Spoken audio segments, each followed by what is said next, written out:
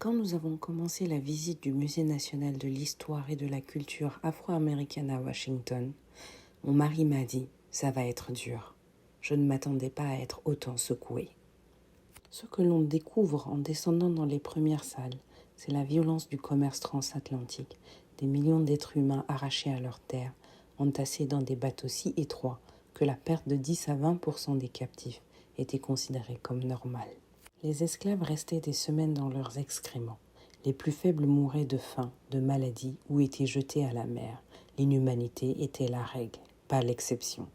L'esclavage existait avant la traite atlantique, bien sûr, mais celle-ci s'est distinguée par son ampleur, sa brutalité industrielle et sa logique raciale. Elle a façonné durablement les sociétés des deux côtés de l'océan. Mais le musée raconte aussi autre chose.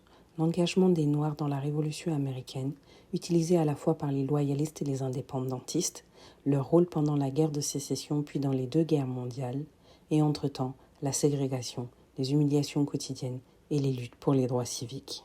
Au cœur de l'oppression, il y a aussi eu des voix puissantes, des leaders qui ont dit non, qui ont brandi leurs poings, leurs mots, leurs idées.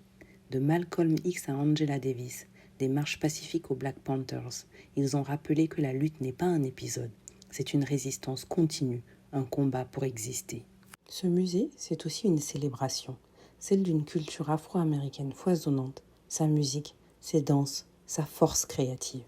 Du gospel au hip-hop, du blues au jazz, des écrivaines aux icônes sportives, des résistances silencieuses au triomphe public. On repart avec le cœur serré, mais aussi le sentiment d'une dignité intacte, une mémoire douloureuse, mais une présence joyeuse, et une envie de continuer à transmettre.